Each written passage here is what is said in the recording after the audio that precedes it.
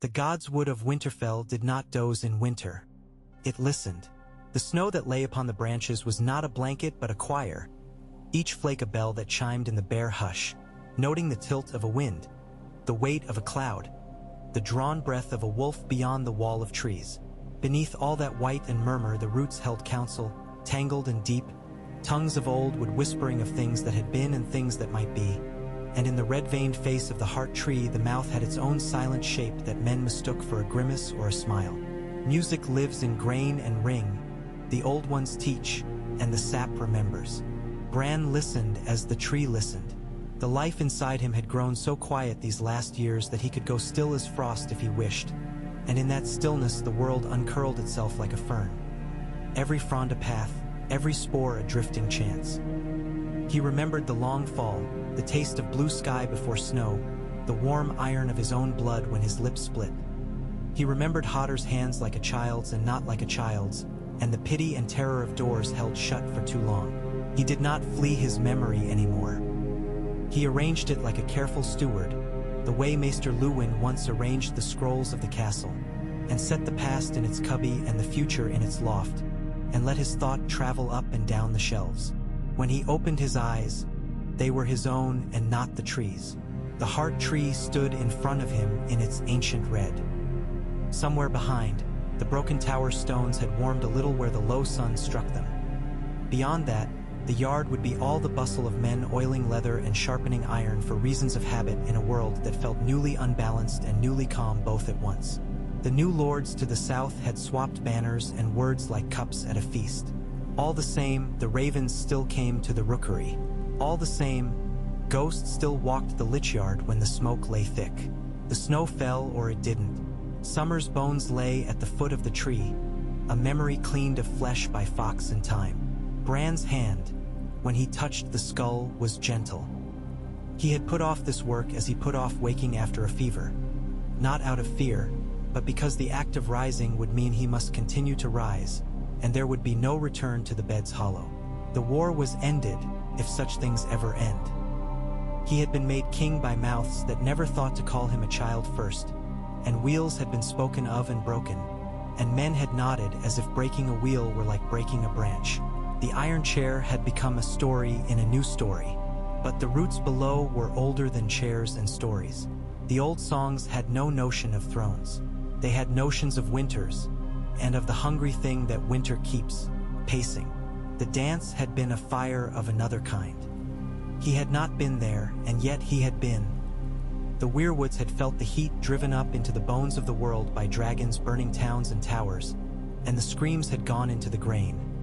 Oak, ash, elm, all of it drank and remembered. He had seen it through 1,000 slivers of red. Men burning as if they'd been dipped in sunlight. Women who had their children taken by wings and returned as bones. Horses loosed and learning, for a moment only, what it meant to be without riders or bridles, before they foundered in ash. Dragons dying in the sky. Dragons dying in the sea. A cloud of bright things that had been jewels becoming sand. A boy in a courtyard with a wooden sword watching the sky until his neck ached, thinking he would be brave when his time came, and later on the same boy older and wiser and dead with his hands still made into fists to keep them from shaking. He had seen Alice Rivers come to the god's wood of Harrenhal when the blue mantles of the lake steamed as if the castle's curse were only a pot left upon a forgotten flame. He had seen Rhaenyra by a window on Dragonstone the color of coal clouds, her hand upon her belly as if the child might hear and be soothed. He had seen Alicent's eyes, tired and tender and briefly young when her children slept. The boy in him had wanted to reach into each vision with both hands and stop what must be stopped the way he had once tried to catch a beetle in the yard. The man knew the cost of hands. He had learned the shape of the rules the hard way. You could speak through wood, but would spoke the way wind spoke. Lover of hints and pressures and the thinnest of weights. You could ride a creature forward, but every step you took on borrowed legs was a coin paid and owed. You could take such coins from the purse of those who loved you and never know it until the debt collector came and asked for a door that could not be held any longer. But there were other ways. Men thought time a river because men love rivers. Go down to the bank with your skin prickling, skip stones, dare the current. Trees know time as a soil, he thought. Spread enough roots and you drink the same water from different springs. If you feed one root, another sweetens, and if you poison one, the bitter travels. He had told no one, though telling no one had become his habit in all other matters too. The small council looked at him and spoke of ships and tithes and the marriage of this one to that one as if straw and clay could be made into a wall as high as the sky, and he had let them, because it comforted them and because walls are sometimes useful. The work below would not thank him for a herald. It wanted quiet. Bran breathed once, and once again, and put his hand to the heart tree. The bark was cold enough to make his teeth ache. Behind his chest, the thread-fine sense of his self loosened. The familiar unspooling, as if a boy shook out a snarl from fishing line. The red went blood dark, the white went milk deep, and then the colors left their names. There is a path you take when you go to the past. It is not the only path, but it is one the heart trees favor, and it follows the OL. D names like a bead string. Winterfell to the Bar Rollins to the Wolfswood to Moat Cailin where the mud tastes of iron, then farther south and sideways through an Elderelm's sullen dreaming, a grove near Seven Streams where men had once danced and cut their hands and called it piety, a willow that had eaten a spear. He let the memory of each tree draw his thought along. He steadied himself before Harrenhal. Harrenhal's godswood is too large, and the Weirwood there too watchful, and its roots too knotted with the castle's badness to be simple. He did not come into it lightly. The moon burned cold on the lake, and mist rose like breath from a sleeping beast, and the wind off the water had teeth. He tasted soot and milk and a woman's laughter low in her throat. Not the laughter she gave in halls, but the laughter she kept for any night that had the good manners to be dark enough. He came through the bark the way rain comes through bad thatch, all stealth and all at once. Alice Rivers was there. Not a girl and not an old woman. A face like a shadow thrown by a candle too far away. Ropes of hair long as a river's thought. She had her back to the tree, her hand splayed upon it, her palm pale in the moon. She had no need of robes to mark her as cunning. It was in the set of her shoulder, in the listening narrowness of her eyes. She did not turn when he swam up into the wood, but she smiled. "Ah," she said to the bark or to him. "Ah, you've finally come along to peep. I wondered whose breath that was in the leaves. Old as frost, new as milk." He could choose silence here and be a god. He did not choose it. The words were wood, and he learned quickly the tongue of knots and rings, the patience of sap. The leaves said, "Watching." Alice's mouth curved. "We are watched all our lives. When we are cradled, when we are bled, when we lie, does it comfort you, face in the heart tree? If so, you may tell me a comfort in return. Where has Emond gone? Which road takes him from me?" The name came like a coin struck in a mint. Hard, ringing. Emond, the boy with one eye and a furnace's heart. Even the wood remembered his heat. Branches. West, north, east, all roads. One road. The woman laughed softly. "Well, that is a prophecy if ever I heard one. All roads and one. Men call such things wisdom and pay in silver. I could ask another and get the same." He lifted his thought and gave more weight to the sound of his answer. It was not like speaking through a raven, all wing and lift. It was pressure, the way a branch learns to lean after 5 years of wind in one direction. He bent the minute's wind. Alice's hair stirred as if the godswood had breathed upon her cheek. Look to the tower, he pressed the smallest urge. "A candle in the west window will gutter. When it does, send your boy." Alice went still. He felt her stillness. A stone dropped in the lake of her. She had a talent for this, a talent he recognized and mistrusted, the way a hound mistrusts a wolf for being too much itself. "You play a guide's leaf," she said low. "What is your price?" He thought of all the prices and named none. Instead, he put up a face that had no expression and let the Weirwood's oldness speak for him, its plain, tireless indifference. The gods were always more convincing when they did not try to be convincing at all. Alice touched the white bark with 2 fingers, tender as to a child's cheek. "Very well. We'll see if your breath is wind or merely the draft of a broken window." He left Harrenhal then, because to linger would make him greedier than was wise. He went down through the root cellars of the riverlands and into the soil of Antlers, a thin, mean place for trees. He passed a grove by the Blackwater where men had cut the weirwood and planted a fruit tree and told themselves it was just as fine. He could have gone to King's Landing. The Red Keep's small gods would contain no hard tree in his earliest sight of it. Only 3 trees that knew little enough but tried with what minds they had to be still, and that would not suffice for what he needed to do. There were other doors. The sea. Dragonstone. He chose Dragonstone the way a chess master chooses a knight over a rook for a task, because it moved in a way the other did not. The island's godswood was stunted and also stubborn, the weirwood there pale as bone, its face worn soft by mist and salt, and Dragonfire had scoured so much of the place that what lived had learned to live hard. He traced his memory to a season when gulls stitched long seams across a white sky and smoke lay flat on the water. He found the leaf's edge, felt his way under it, and rose into the scented air of pitch and resin. Rhaenyra was not queen yet. She was not mother of all her sorrows yet. She was a woman with a bruise on her wrist, entertaining no thought of it, wearing a robe too thin for the draft, standing close to the window as if she might lean out and drink the sea. On the table near her hand lay a letter not opened and another thrust half beneath it, as if the second could hide the first's teeth. The girl who had slept in the Red Keep and whispered secrets to a friend was not dead. Not yet. She had not forgiven, but at moments when she was too tired to carry her anger, she laid it on a chair and brushed its sleeves and thought that it would bear waiting. Bran tasted ash and salt and a wordless ache the way his own body used to ache after he overreached with the ravens. She wanted her father to be simple. She wanted the sickness gone without it having gone anywhere.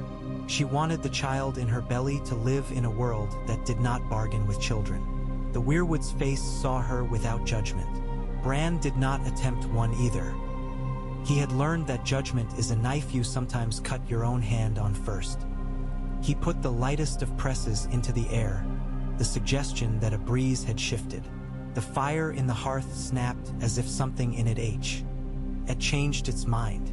The outer window's latch tapped once, twice, as a draft spoke to it. Rhaenyra looked toward the door. "Leave me," she said, though no one had entered. She said it softly, the tone of a woman speaking to a servant she has always liked. He followed the ripple of her gaze across the room. In the corner, a green oaken chest sat with its lid down as firmly as if lids could refuse the sea. He let the lid lift in the smallest way, a betrayal of wood by wood, his plea passing through grain. A corner of parchment peered out like a shy fish. Rhaenyra frowned and went to it. She put her hand upon the lid, then upon the paper. When she drew it out, her mouth tightened, then softened. It was a letter she had placed there the day before, then forgotten to destroy or answer, written in the tight, deliberate hand of a woman who had learned early to hide her temper under accuracy. Alicent's hand. The words within smelled of civility. They smelled of the sep's scented smoke. They smelled of sweetness offered in a room with no door. Rhaenyra did not open them. She looked at the shapes the ink made through the skin. Her thumb lay along the fold. For a moment the past moved. A girl's arm wrapped around another girl's waist. The two of them watching a swallow trapped between window and curtain until it found the slit and went. The bruises under her skin rested. "Very well," she said to the air, to herself. "Very well," and put the parchment by the window where the salt-wet breeze could touch it and the light could find it when the sun chose. She would open it later. Not now. But later was closer than never. He might have done more, but more was precisely what he could not risk. He had learned the reach of his fingers. He could shift a weight upon a table. He could call a raven to a sill and make it convenient for it to drop a ring where it would be seen. He could make ink smudge on the wrong word at the right time. It was too easy to wish to take a throat and turn it toward a truth like a rider turning a horse. He would not ride people again. He would not make another Hodder. He left the room. He followed a thread out across the island, along the causeway where stones sweated and barnacles clung like old men to good stools. He smelled driftwood and dragon dung. Above all, he smelled the way desire lives in all men, soldier and maid and king. Hunger in a dozen dialects, each certain it speaks the only tongue. When he went back to himself at Winterfell, It was with the careful slowness of a man putting down a tray loaded with goblets. The bark let his palm go. His fingers had not realized until now how cold they were. He released them one by one to make certain all belonged to him.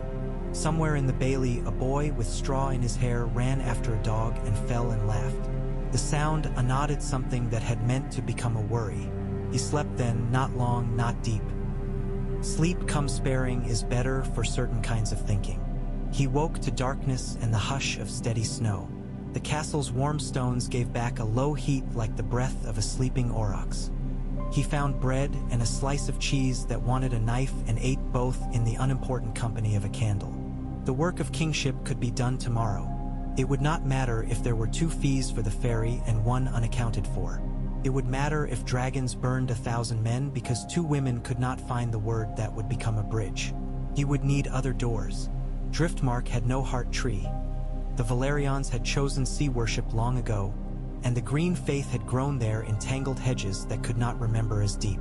But wood is cousin to wood. Houses are cousins to nests. The oaken chair a lord's hand rested upon for 30 years remembers its hand like a lover remembers a scar. The pilot's tiller remembered storms. A carved mermaid in a sailor's pocket remembered being a cherry bough. He could go buy furniture if furniture had eaten enough human time.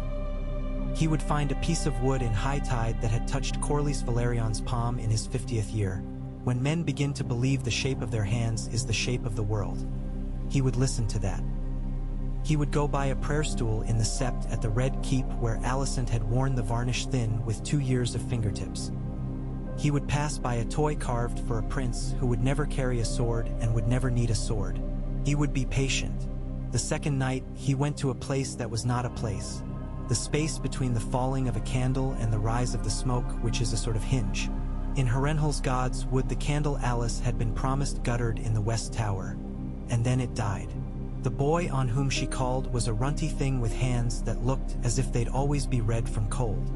He went stumbling up the stairs with more courage than art and came down with breath like a bellows. Alice sent him on again with a message to be left in a stable where a particular horse would find it by stepping on it. And later the stableman found the paper and thought the gods had something to say about grain. The horse bit his shoulder. The stableman cursed the horse and not the gods. He took the message to a man who owed him 12 coppers.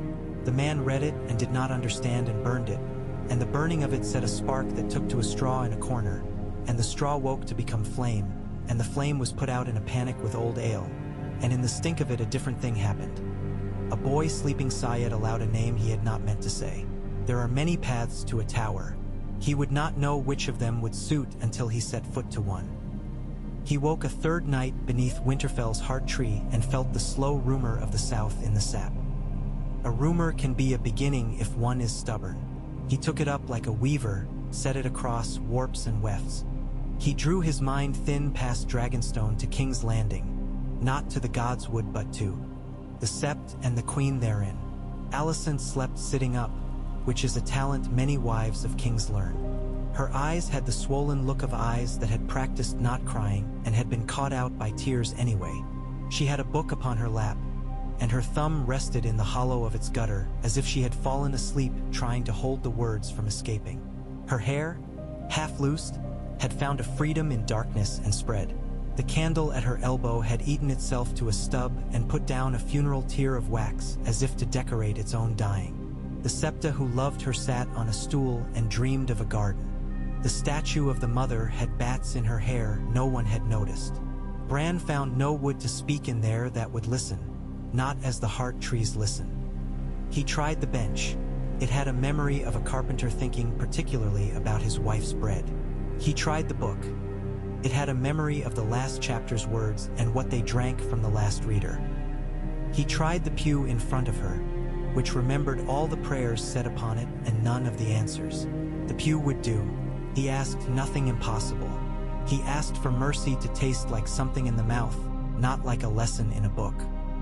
He asked for a draft that would slide under the window and touch the side of her neck where the skin is soft and unexpectedly young in all women for longer than one thinks. He made the candle gutter. He urged the book to tip a finger's breadth. She woke with that small start that spares a scream and, in waking, put her hand to her throat, and thought of a girl's laugh at a window upon an afternoon when the world had more light than it needed. She closed the book and held it to her as if it weighed the same as a sleeping child. "Very well," she whispered to no one, and then, after a moment, to someone in her mind, "Very well, if you would but be kind." She sat a while and let herself be sad. There is a sort of sadness that wrings bitterness free like the squeezing of a cloth. It leaves the cloth lighter. When she finished, she set the book aside and began to write a letter not like the one to Renera left in the oaken chest. Not like the letters written when the eye of court watched. She wrote one to a father, not to a hand. She did not know yet to whom she would send it, but she wrote. This was not victory. It was a thread tied to a thread. The gods do not weave tapestries faster because a boy in the north wills it so. But the first knot was the one that let the hand remember what hands are for. When the morning came and the day's work with it, a lord from White Harbor came with words to be spoken in the hall, and a merchant with a heavy cape came with words to be whispered in a corridor. And Bran did that work with such wholly given attention that it made the giving of attention into a kind of prayer. When all were done, he went again to the tree and laid his hand upon it. The bark remembered him now like the grip of an old friend. He went to Driftmark by the way of a carved ship's wheel that had drunk more storm than men do beer. It hung in High Tide's hall in the hour of late afternoon where dust goes golden. Corlys Valerion's hand had gripped that will in lists and lung and lands with names like sweetmeats and songs. Corlys had thought himself the master of seas, and the wheel remembered every time the sea had been kind enough to let him think so. Bran touched the memory and came up in that hall like a man rising from a bath. Corlys sat with his leg up on a rest, his ankle wrapped in wool, irritated by his own body's insistence on being a body. He looked the way cliffs look that have decided they will not fall in this century. Rhaenys, the queen who never was, sat beside him, her hair silvering not with loss but with completion. She was the only person in that room who could frighten him without lifting a finger. She did not desire to frighten him. That was part of it. Viserys fumbles the days like a man with bad dice, Corlys said. He has no talent for choosing lucky hours. Rhaenys did not answer at once. She had the talent of silence, which is rarer than song. She ran her finger along a map's edge, thinking of roads that were sometimes sea and sometimes sky. The king has the talent he has, she said at last. He has always preferred to be liked to being obeyed. Those men do not see the dragons that gather until they are upon them. They find herrings delicious. They call it peace. Corlys snorted and then made a face because the snort had jostled his ankle. And do we see them? Or do we see the dragons we wish to see, because it suits us? If the girl were not your kin, would you spend your patience so freely upon her temper? If a storm broke and your son and mine were both upon the same deck, Rhaenys said, would you fetch your son first and leave mine for the next wave? Corlys did not laugh. He could have. He did not because he liked living. I would fetch the one closer to drowning first. The other would benefit more from a moment of his father's faith. You have learned wisdom since last year, Rhaenys said, and smiled in such a manner that he knew she thought him the same old fool. Good. Keep it. We will need it. Bran breathed in their room and found there a chest whose lid had been lifted and closed 1,000 times by the same thick fingers. He pressed. In the lid's hinge a thought caught, and a memory rose which did not belong to either of them. A boy named Laenor laughing, the sound bright, and then going thin and hard as a coin dropped into a well. He did not mean to touch that. He let it go. He moved to the long oak table that remembered being a tree in a storm in summer and being full of birds. He made a draft, take up a packet of letters and loose a corner. The corner's lick of vellum showed an initial, the sweep of an A that could be Alicent's or any noblewoman's in King's Landing. The unknown of it was the pressure. Rhaenys' eyes found it, and, finding T found the suspicion that has saved many lives and doomed some. She put her hand upon the packet. Do not choose this hour, she said quietly, to Corlys, to herself, to the packet. We will read her when we are calm enough not to answer without thinking, and bold enough to answer without flattering ourselves. Corlys watched her mouth when she spoke, the way men who love their wives in truth always do after 40 years, because the mouth says so much more than the words. "You will tell the girl what to answer," he said. "As I would. As I will suggest," she corrected, her fingers still upon the vellum. "She may surprise us. She is more than temper when the wind is right. She has her father's reluctance to be cruel. It is a poor quality in a king and a good quality in a mother. We must teach her when to be which." Bran left the hall because he had the taste in his mouth of a thought his own and not the wood's. If he was to persuade this world to choose a narrower bridge over a broader abyss, he would need not merely letters but hands. Not merely hands but eyes that could see what letters could not say. He would need a person who could hear him without being broken by hearing. Alice Rivers would hear him because she could not help hearing what pressed through bark and smoke. Rhaenyra and Alicent might hear him when their hearts were thin-skinned with exhaustion. Rhaenys would hear him and pretend she had not. There must be another.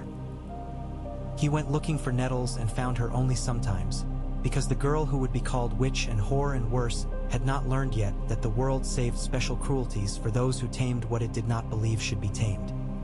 He found her in a yard with her hands chapped, throwing entrails into a fire and sneezing at the smoke. A girl who thought a day well spent was one where she could sit with a dragon and not be burned. The wood near her had a poor memory. She did not worship trees. She worshipped heat. He left her for later. He went looking for Septon Eustace and found that he loved the sound of his own pity like a harp. He would make use of that when the time came. He went looking for Mushroom and found that Mushroom loved truth too much to have it be plain. He would make use of that also.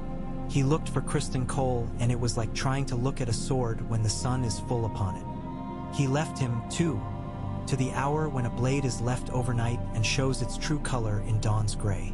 On the fourth night he took to crows. Not to ride them, no. He had paid that price and had sworn not to pay it twice. But he could pour in enough of his attention to make the pattern of their flight look like meaning where a watching child could not help but see meaning. There is a kind of letter that does not need ink. He wrote one over the red keeps inner yard at the hour when pages run and maids pretend not to notice them and guards feel the weight of their armor become their bodies. He wrote it with 3 birds and a 4th who had lost a toe. He made a line that curved then broke then rose, the shape of a fish, and in the fish's belly a dot, old markings older than Seps. A boy with a scabbed knee stopped and stared and forgot to keep his mouth shut. He would tell a girl later. The girl would tell another. One would tell a prince who had always preferred the quiet corners to the loud ones. Later still the prince would draw the shape on a margin while a maester droned and would keep the bit of parchment tucked away. He would not know why until the night he did. That night lay yet to be named. The 5th night he dared the black cells beneath the red keep. He did not go out of cruelty.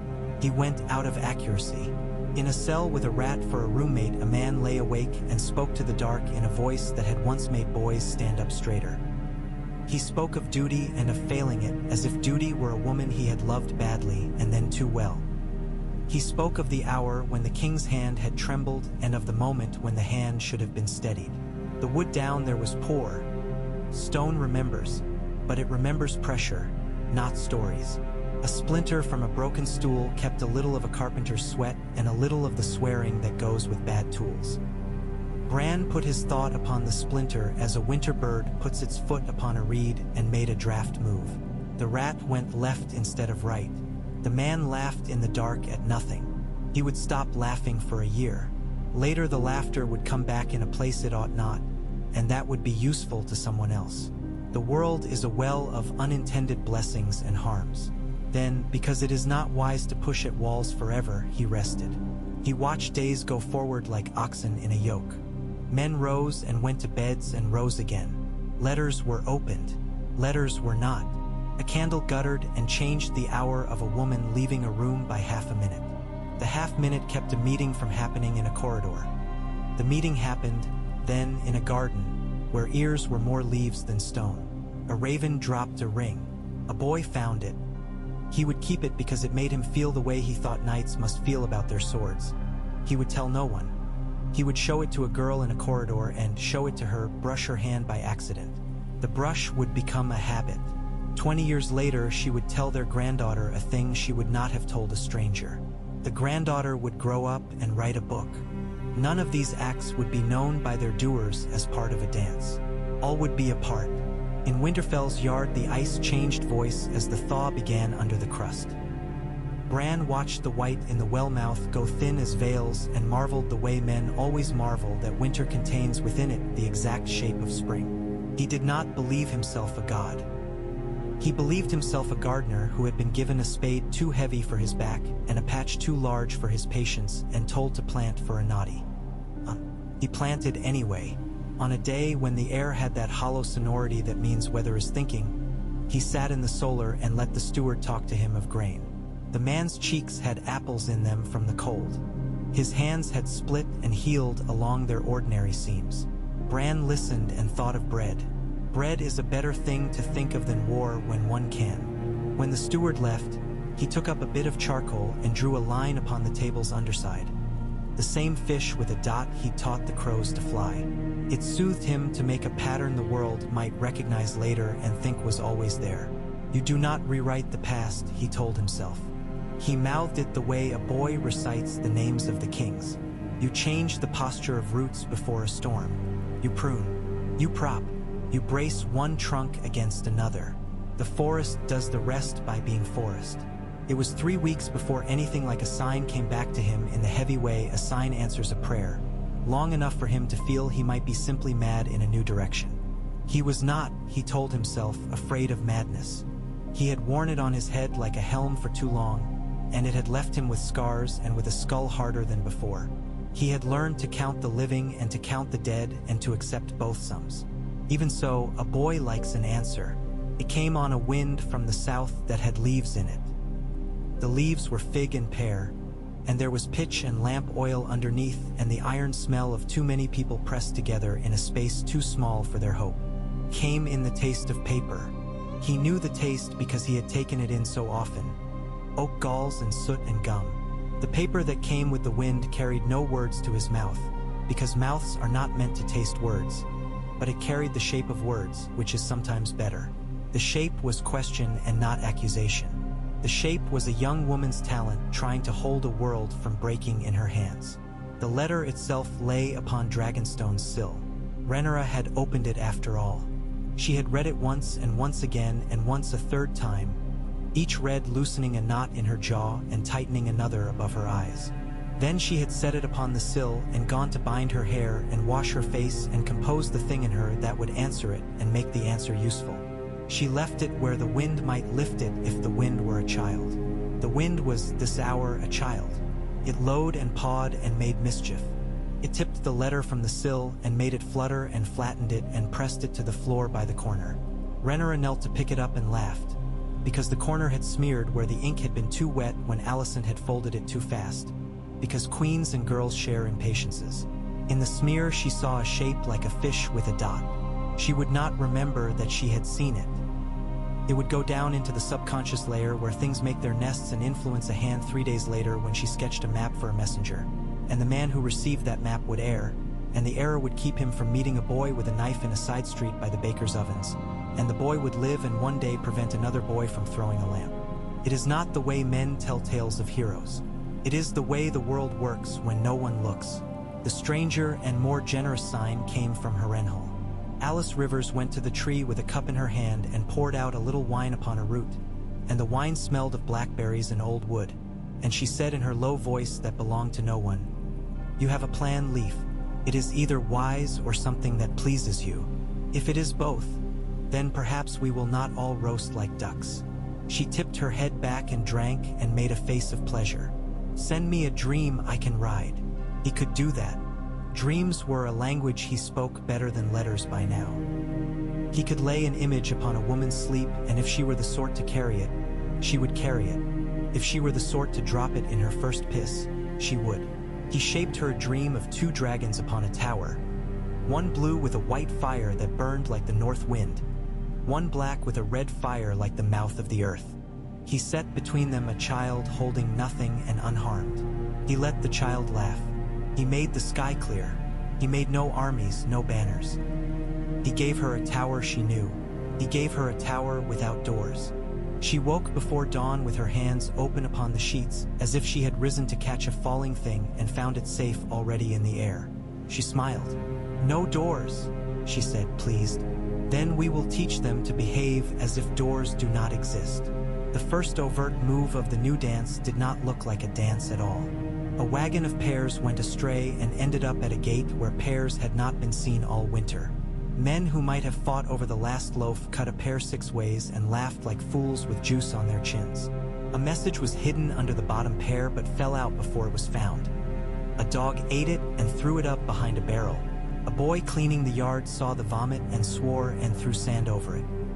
He would gripe of it later to a woman who would tell him her own story of a day she had not meant to weep. The two of them would sit together while the storm shook the windows, and the sitting would keep a knife out of a hand. It was yet too small to delight in, too small even to notice. But below, the roots took it up and traded it back and forth like children with a new game. See how one thing touches another without anyone meaning it to. See how this might be the very shape of fate. Bran sighed in the quiet of Winterfell and let his head fall back against the chair. He thought of the old long summer that had waited above his childhood like a friendly god, and of the long winter that had come like a fact written down by a hand unshakable. He thought of a wheel being broken and of the cart shedding an axle and of men shouting at the cart. He thought of a forest so dense that wolves learned patience, and of the way the world sometimes loves a child who refuses to stop looking. When he closed his eyes, he saw a tower without doors again. He saw 2 dragons upon it, and the child laughing not because it was brave but because, briefly, it had forgotten to be afraid. He thought that, if he could keep that laughter alive in a handful of hours, he would have done enough for a man in one life. He thought, very quietly and without vanity, that he might even do more. He slept. The north slept with him.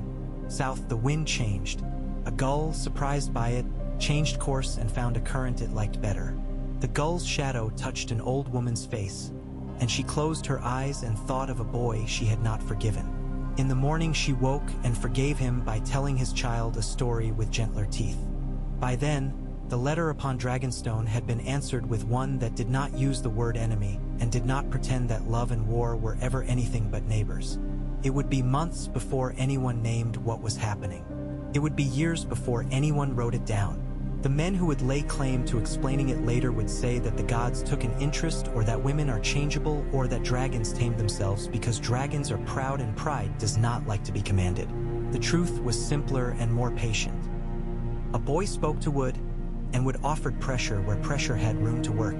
The great tragedies of that age narrowed as rivers narrow when the banks are good and held. In the glowing hush after dawn, Bran rose and went to the god's wood again and put his palm to the bark like a prayer. The tree was cold and glad and had no notion of human gladness. It thought of light moving like a fish under ice and of the first fly of summer. He let his thought go down again into the soil, following the good talk of the roots, over the long miles, into the stone of Dragonstone and the pitch of ships and the benches where women wore their fingertips smooth. He went where he was needed not as a king but as a gardener, not with a sword, but with the patience of snowmelt. He found Alicent writing. He found Rhaenyra drowsing upright, her hand upon the child that had kicked for the first time that morning. He found Alice Rivers looking out of the window at a tower no one could enter and smiling. He found Criston Cole, sleepless in armor, staring at his own reflection in a dish of water and seeing someone he did not recognize yet. He found a boy in a courtyard with a wooden sword watching the sky until his neck ached, thinking he would be brave when his time came, and he bent the hour around that boy enough that, when the time came, bravery would be quiet and look exactly like going to fetch a cup of water for a friend. He found, as ever, that the world was full of small hinges upon which larger doors hang, and he set his thumb to them one by one. The dance of the dragons remained a dance. The steps shifted. He heard, deep under all, the far tread of a winter not yet tired, and he did his work with that in mind. For now as ever the snows would come whether men burned or wrote letters or fell in love or learned the names of their children. It comforted him to know that winters endured, and so did springs. The tree kept listening. So did he, and under his listening, Through the red-veined face and the milk-white bark and the old rough hands of roots, the world itself leaned the smallest degree toward a gentler season.